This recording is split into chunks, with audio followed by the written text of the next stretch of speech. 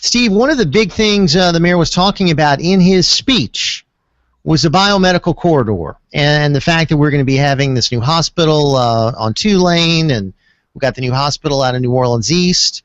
And don't we have a problem now with financing that facility? Didn't we have a big explosive decision that was rendered by the federal government Friday afternoon late? Right. It actually was the HHS Health and Services, and it's basically it involves the funding of Medicaid and Jindal's Governor Jindal's program to privatize the different hospitals, and including the one being built here in New Orleans, right? That's my understanding. That the charity hospital, yes. Mm-hmm. I mean, that's the big thing that they've been touting is going to be generating all these thousands of jobs, and and that's taken up so much of Tulane Avenue and this massive construction. I know part of it is the VA, but part of it's also the LSU Medical Hospital, right? Right. The health center, and so that's that is an issue, and basically what happened is, and it's very, very complicated, I must say. But what Jindal tried to do is to privatize these facilities, which I think is, I mean, there's nothing wrong with trying to do that, and I think he should be applauded, for doing that, or at least trying to do that. I think that the problem was the funding, and so he tried to upload, in so many words, upload the financing, the upfront money. Coming from the private vendors, and then that would mean that the government, the federal government, the Obama administration at this point in time, would approve that financing arrangement, and as a result, it would mean more Medicaid dollars, and to pay for the services for reimbursement. And so the CMS, which basically is in charge of Medicaid and Medicare, said no, you can't do that. It's a donation, and so they put a shockwave across the state in terms of legislature. Sure. How is the general administration going to act now? I mean, what are they going to do? I mean, what's their next step? Well, the next step is to just continue with what they're doing, trying to negotiate with the federal government on this. Now, here's the thing that many people, the public affairs research, and Karen Carter Peterson, and just so many people said that you cannot take this money. It's a scheme. It's just like what Jindal is doing now, trying to do in terms of putting money in the coastal funds, and then taking it out, and then funding just so that it wouldn't be using one-time money, which is prohibited. And so it's a shell game. And so the federal government said, no, you can't do that. And so basically, a lot of people, warned him about starting the process and beginning to begin this funding process instead of waiting for approval. Well, I've been concerned from the very beginning about the financing for this new hospital, and it seems to have been shaky from the start, which is many of the objections John Kennedy had at the very beginning. So what are we going to do now? John Kennedy actually is one of the people who came out early on and said, hey, look, this may not be lawful. Right. And so, boy, he's been vindicated, hasn't he? Well, I think so. I mean, personally, I believe that he's been vindicated many times over. on so many things that the governor has tried to do. Keep in mind that this is a governor who had gone around the nation saying that we're doing things the Louisiana way, not the Washington way, that we should not take out a mortgage to fund our government, which is in essence what he's doing.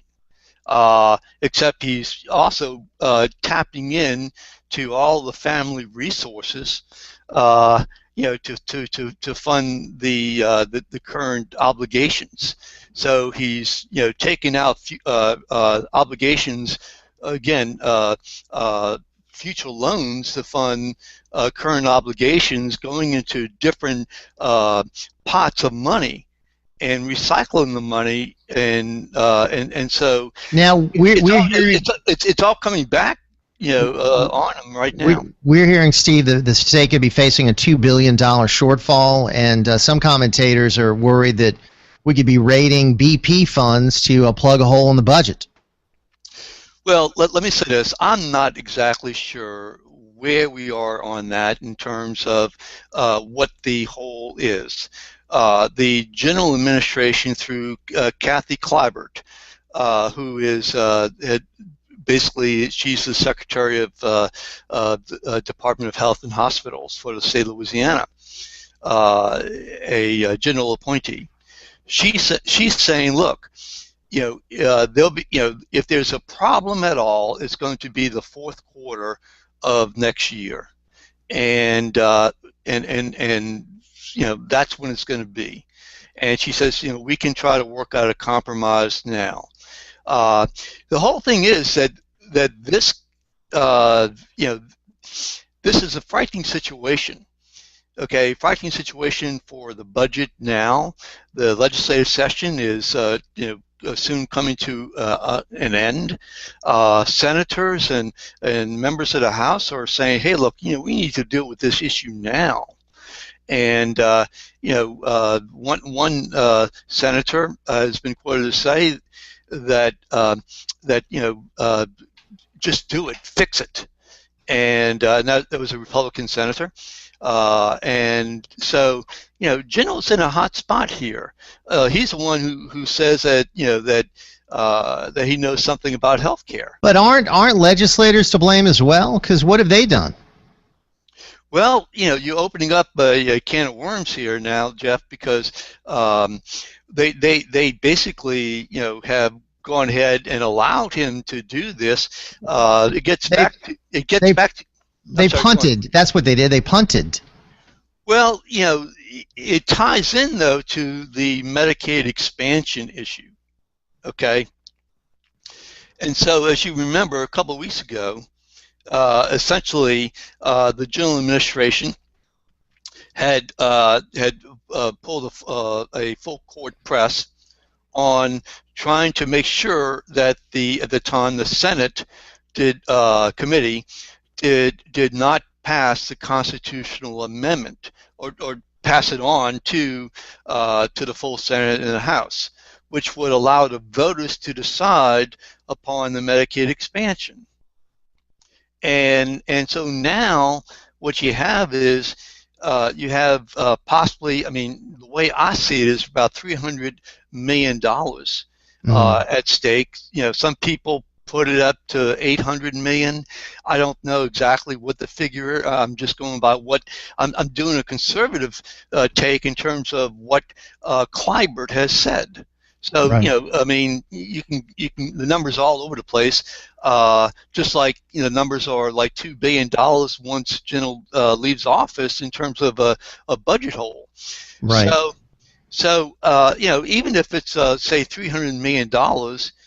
The thing is that who's going to pay for that? Where's the money going to come from? Mm-hmm. And that's really an issue, and so that opens up, in a great sense, this whole debate about the Medicaid expansion and whether or not we should be taking those dollars to pay, because otherwise we're going to be closing down. Well, But again, those are federal dollars which the government doesn't have because we have a $17 trillion debt. To take money for a state budget where the money's not here at the state level either. So, I mean, it's phony money either way. I mean, the federal government doesn't have it because they're just borrowing it to give it to us. I mean, then we're taking it because we don't have the money. And, I mean, the whole thing is pretty shady as far as the financing, if you ask me. Yeah, I understand, and that's been my main opposition to Obamacare. I mean, everything that I've said and written has been, well, is this going to, what's it going to do to the budget? So, to the deficit, and so I agree. Although, let me just say this: that those people who do believe that we should take the money say that, look, it's our tax dollars, meaning citizens and taxpayers of Louisiana. Mm-hmm. And if we don't take the money, then the money's just going to go to California or the other 30-something states that are, taking the Medicaid expansion. So, that's the thing. Yeah. So and then there's an argument that says, hey, let the voters decide. And, I'm not really opposed to letting the voters decide. I don't think we should take it, but, I mean, let's give it to the voters. And I trust the voters to examine it and make the right decision.